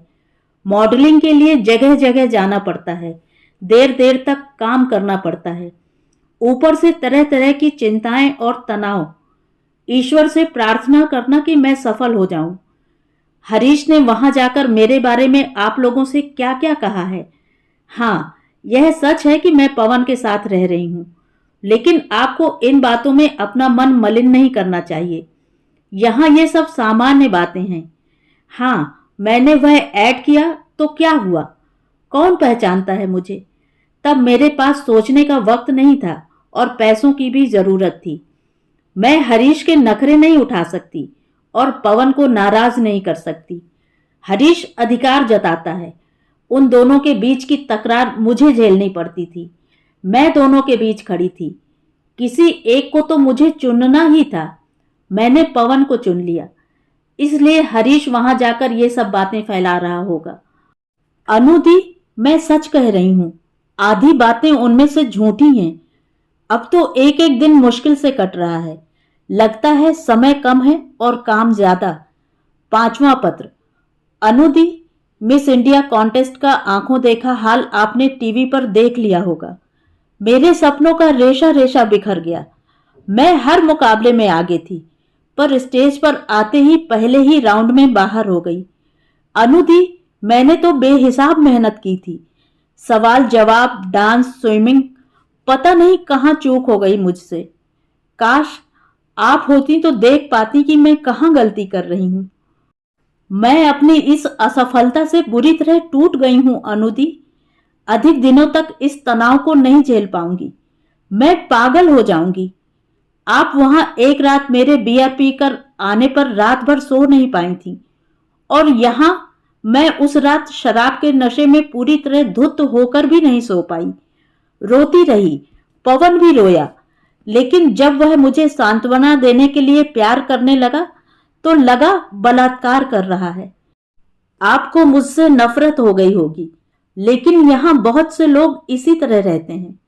शादी किए बिना साथ रहना, शारीरिक संबंध रखना यहां घृणित तो क्या, आपत्तिजनक भी नहीं माना जाता। मानती हूं आप सबको यह सब जानकर मानसिक यातना से गुजरना पड़ा होगा, लेकिन मुझे पूरा विश्वास है कि पवन मेरे साथ सच्ची दोस्ती निभाएगा। अभी तक निभाता ही रहा है। उसके कारण मेरे पास पैसे की कमी नहीं है। खर्च करते समय गिनना नहीं पड़ता, लेकिन जिंदगी बिना कीमत चुकाए कुछ नहीं देती है। आजकल मैं मानसिक शांति के लिए ध्यान लगाने की कोशिश करती हूँ, मगर ध्यान लगता ही नहीं। चित्त अस्थिर है, अशांत है। छठा पत्र। अनुदी, आज आपको वो बात लिखने जा रही हूं, उससे आपको दुख होगा, मुझसे नफरत होगी और मुझ पर गुस्सा भी आएगा, लेकिन मैं अपने मन की बात आपसे नहीं कहूं तो और किससे कहूं। पवन से मेरा झगड़ा हो गया है। कुछ दिनों से मैं देख रही थी कि वह मुझसे उखड़ा उखड़ा रहता है। उस कॉन्टेस्ट से मेरे अलग होते ही वह मेरी तरफ से निराश हो गया था। कुछ ज्यादा ही शराब पीने लगा था। जजों को गालियां देता, मुझ में कमियां निकालता। एक रात नशे की हालत में उसके मुंह से निकल ही गया कि उसने मेरे ऊपर कितने एहसान किए हैं और उसका मुझ पर जो खर्च हुआ है उसकी भरपाई मुझे करनी ही पड़ेगी। कुछ दिन पहले हम एक पार्टी में गए थे। उस पार्टी में उसने मुझे एक ऐसे व्यक्ति से मिलवाया जो अंग्रेजी में एक पोर्नोग्राफिक मैगजीन निकालता है। उस व्यक्ति ने मेरी नंगी तस्वीरें छापने का प्रस्ताव दिया तो मुझे बहुत बुरा लगा, लेकिन पवन को इस बात में कोई बुराई नजर नहीं आई कि उसकी मैगजीन में मेरी कुछ तस्वीरें दे दी जाएं। बस इसी बात पर पार्टी से लौटते समय मेरा उससे झगड़ा हो गया। अनुदी, मैं पवन का पैसा लौटाना चाहती हूँ। मैं उसका आधिपत्य सहन नहीं कर सकती। मैं उसकी खरीदी हुई गुलाम तो नहीं हूं कि वह कहीं भी मुझे दांव पर लगा दे। देह की एक सीमा होती है, कितनी बार कितनी तरह से उसका इस्तेमाल किया जाए। मैंने पवन से कह दिया कि मैं कोई नौकरी कर लूंगी और उसका पैसा लौटा दूंगी। इसके बाद वह 2-4 दिन का गैप देकर आने लगा। मैं उसके ना आने पर परेशान हो जाती, जगह जगह फोन लगाती। एक बार तो वह 5 दिन बाद आया, लेकिन इस बार वह अकेला नहीं था, एक लड़की उसके साथ थी। मैं समझ गई कि वह उसको आगे लाना चाहता है। उसे लेकर मुंबई जा रहा था। वह भी अकेली थी, बहुत बड़ी त्रासदी की शिकार। उसका पूरा परिवार आतंकवादियों के द्वारा मारा जा चुका था। मैंने पवन से पूछा, मैं क्या करूं, कहां जाऊं? और उसने जवाब दिया, अब तुम अपना रास्ता खुद तलाशो। यहां तक पहुंचा दिया, यही क्या कम है। हाँ अनुदी, रेस में हारी हुई घोड़ी को कौन पूछता है। वह मुझे नीचा दिखाने लगा। क्या है तुम में? तुम्हारी जरा सी प्रतिभा और जरा सी खूबसूरती तुम्हारे कस्बे के लिए काफी होगी। जितना बड़ा शहर उतना बड़ा कैनवास। फैला सकती हो स्वयं को इस बड़े कैनवास पर। मैं ठगी से देखती रह गई। अवसन्न मेरी आंखों के सामने अंधेरा छा गया। अवसाद और पराजय के बोझ में डूबी मैं 10-12 दिन तक कमरे में बंद पड़ी रही, पीती रही, उल्टियां करती रही। मौत की काली छाया मेरे आसपास मंडरा रही थी। मकान मालकिन मुझे डॉक्टर के पास ले गई तो पता चला कि मैं प्रेग्नेंट हूं। मुझे धक्का लगा। लौटकर मैं दीवार से सिर पीटते हुए सोचने लगी, अब क्या होगा? यह मैंने क्या किया? फिर सोचा कि पवन यह खबर सुनकर शायद वापस आ जाए, लेकिन वह नहीं आया। मैं उसे खोजती हुई मुंबई गई, लेकिन वहां उसने जो बातें सुनाई उन्हें सुनकर मैं जीवित हूं, बस यही काफी है। उसने कहा, मेरे पास इन बातों के लिए वक्त नहीं है। मैं तो शादी के बाद भी बच्चा पैदा करने के बारे में 10 बार सोचूंगा। यह तुम्हारी प्रॉब्लम है। मिडिल क्लास मेंटेलिटी की कस्बाई लड़कियां प्रेम, स्थायित्व, मातृत्व आदि की भावनाओं में बह जाती हैं और साथी को भी फंसाने की कोशिश करती हैं। खुद का ठिकाना नहीं, बच्चा और पैदा कर लो। इस उम्र में सेक्स एंजॉय करने के लिए होता है या बच्चा पैदा करने के लिए? अब आंसू बहाओ या मां बनो या अबॉर्शन करवाओ। मेरे पास इस बारे में बात करने के लिए फिर कभी मत आना। मैं समझ गई कि अब मैं पवन के लिए उपयोगी नहीं हूं। लेकिन अनुदी, क्या प्रेम, लगाव या कोमल भावनाओं का कोई मूल्य नहीं होता? फिर हम किसकी कद्र करें, किसके लिए करें? बस भागते रहें सजीव चीजों को छोड़कर निर्जीव चीजों की ओर। यही सत्य है। मैं कहां जाने के लिए निकली थी और कहां आ गई। सोचती हूं क्यों उस पर मैंने भरोसा किया, तो स्वयं पर शर्म आती है। मैं अपनी बुद्धि से, अपने सौंदर्य से सब कुछ पा लेना चाहती थी, मगर क्या मिला? मुंबई से लौटकर आने पर मेरे लिए क्या बचा? आपने लिखा है कि जो हो गया सो हो गया, घर लौट आओ। लेकिन अनुदी, घर में भी अब मेरे लिए क्या बचा है? घर लौटना अब संभव नहीं है। मुझे आगे ही जाना है। कहाँ, कैसे, यह अभी सूझ नहीं रहा है। जब सूझेगा आपको बताऊंगी। तब तक आप इतना भरोसा मुझ पर कर सकती हैं कि अब गिरूंगी नहीं और मरूंगी भी नहीं। 7वां पत्र। अनुदी, क्षमा करना, बहुत समय बाद पत्र लिख रही हूं। इस बीच मैंने ठिकाना बदल लिया था, लेकिन पुरानी मकान मालकिन से पता चलता रहा था कि आपके कई फोन आए और आपने मेरा पता ठिकाना मालूम करने की कोशिश की। यह भी पता चला कि आपने किसी को भेजा था मुझे घर लौटा ले जाने के लिए। मैं जानती थी कि आप चिंतित हो जाएंगी और चाहेंगी कि मैं जिस भी हालत में हूं घर लौट आऊं। जानती थी, इसलिए मैंने ठिकाना बदल लिया। आपको सूचित नहीं किया था और मकान मालकिन से भी कह दिया था कि मेरा पता ठिकाना किसी को ना बताएं। अनुदी, आप स्वयं सोचें, क्या मैं घर लौट सकती थी? हाँ, लौट सकती थी, अगर पापा कोई साधन संपन्न बड़े आदमी होते। उन लोगों में लड़कियों के ऐसे विचलनों को कोई बहुत बुरी बात नहीं माना जाता। अंदर खाने माना भी जाता हो, पर बाहरी प्रतिष्ठा पर ज्यादा आंच नहीं आती। लड़की का अबॉर्शन करा दिया, धूमधाम से उसकी शादी कर दी, किस्सा खत्म। लेकिन हमारे जैसे मध्यम वर्गीय कस्बाई परिवारों में लोग मेरा ही नहीं, आप लोगों का भी जीना मुहाल कर देते। बदनामी फैलती और ना जाने क्या क्या होता। मैं घर लौटकर अपना और आप सबका जीवन नरक नहीं बनाना चाहती थी। फिर वहां आकर मैं करती भी क्या? माँ पापा मुझे क्षमा कर भी देते तो उससे क्या होता? वे जल्दी से जल्दी मेरी शादी करने की सोचते। लेकिन बदनाम लड़की को लेने के लिए शायद कोई दहेज लोभी ही तैयार होता, जो दहेज के लालच में मुझे ले जाता और फिर या तो मुझे सता सता कर और दहेज मांगता रहता या न मिलने पर मुझे मार डालता। क्या आजकल ऐसा ही नहीं होता है? अगर ऐसा होता तो क्या वह मेरे लिए, आप सबके लिए उचित होता? यही सब सोचकर मैंने फैसला किया कि घर नहीं लौटूंगी। आत्महत्या का विचार कई बार मन में आया। गर्भपात कराने की सलाह तो यहां भी कई लोगों ने दी। कहा कि अकेले अपने दम पर अपने पैरों पर खड़ा होना है तो यह अत्यंत आवश्यक है। लेकिन दादी, माँ, पापा, आप और शेष सभी अच्छे लोगों से सुनती आई थी कि जीवन को मारना पाप है, चाहे वह अपना हो या दूसरे का। यह हत्या है, जघन्य अपराध है। गर्भपात कराती हूं तो मेरा बच्चा मरता है, मैं मरती हूं तो दोनों मरते हैं। इस ऊहापोह में मुझे आप जैसे तमाम अच्छे लोगों की कुछ और भी अच्छी बातें याद आईं।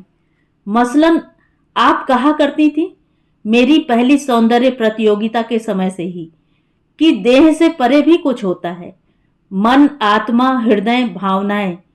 मन और आत्मा विराट, व्यापक और बंधन रहित है, जबकि देह सीमित है, क्षुद्र है, बंधन है। और स्त्री की कैद तो उसकी देह में ही होती है। देह स्त्री से खेलती है और उसे तरह तरह के खेल खिलाती है। लोग स्त्री की देह को ही छूते हैं, उसी को पाने के लिए तरसते हैं, गिड़गिड़ाते हैं, मूल्य चुकाकर खरीदते हैं। स्त्री भी इसीलिए देह को मूल्यवान समझती है, उसे सजाती संवारती है, उस पर इतराती है। लेकिन यह ठीक नहीं है। आप मुझसे बार बार कहती थी कि देह नश्वर है और नाशवान चीजें कभी एक रूप और एक रंग नहीं रहती। आप मुझे दादी का उदाहरण दिया करती थी कि दादी कितनी सुंदर थी और अब देख लो कैसी हो गई हैं। आपकी ये बातें मुझे कभी अच्छी नहीं लगी थी, लेकिन जब मैं आत्महत्या के बारे में सोचती तो आपकी यही बातें मुझे सच्ची और अच्छी लगती।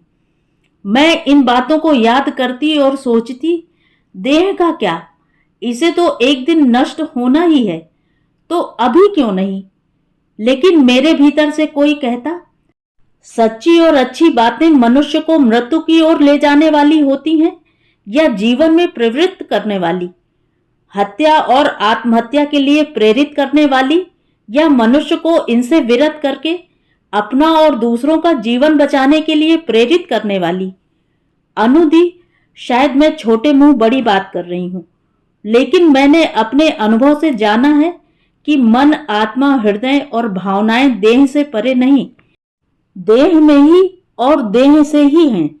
ऐसा ना होता तो शायद मैं आसानी से आत्महत्या कर लेती, या कम से कम गर्भपात तो करा ही लेती। लेकिन मेरी आत्मा ने कहा, चुनना ही है तो मृत्यु को नहीं, जीवन को चुनो। अगर वह अच्छा नहीं है तो उसे अच्छा बनाने के लिए ही जीवित रहो। और मेरी आत्मा की इस आवाज को सही बताने वाली एक साथिन भी मुझे मिल गई। वह विवाहित नहीं है, पर एक बच्ची की माँ है, काम करती है और अपनी बच्ची को प्यार से पालती है। उसी ने मुझे जीवित रहने और अपने मातृत्व के लिए शर्मिंदा न होने की शक्ति और प्रेरणा दी। उसी ने मुझे सहारा दिया, मुझे अपने साथ रखा, मेरे लिए काम तलाशा और आत्मसम्मान के साथ मेहनत करते हुए जीने का रास्ता दिखाया। उसी ने मुझे यह भी बताया कि हर शहर और कस्बे में होने वाली सौंदर्य प्रतियोगिता के पीछे का वैश्विक बाजार तंत्र क्या है, उसका राजनीतिक अर्थशास्त्र क्या है और हमारे समाज का वह नीति शास्त्र क्या है, जो स्त्रियों के लिए एक तरह के और पुरुषों के लिए दूसरी तरह के नैतिक मापदंड बनाता है। उसी ने मुझे समझाया कि स्त्री की मुक्ति लाखों में बनने में नहीं, बल्कि लाखों में से एक बनकर एक साथ सबकी मुक्ति का रास्ता खोजने में है। मैंने शराब और सिगरेट पीना बिल्कुल छोड़ दिया है। 5 स्टार होटल के अप्रेंटिसशिप और फैशन डिजाइनिंग का कोर्स करना छोड़कर पत्रकारिता का कोर्स कर रही हूँ और पत्र पत्रिकाओं में कुछ लिखकर अपने मन की बातें दूसरे से साझा करती हूँ। पत्र समाप्त करती हूँ। आपको बता दूं कि आप जल्दी ही मौसी बनने वाली हैं। मैं स्वस्थ और प्रसन्न हूँ। कामना करती हूँ कि वहां घर में भी सब स्वस्थ और प्रसन्न रहें। तो ये थी कहानी। कहानी आपको कैसी लगी कमेंट करके जरूर बताएं।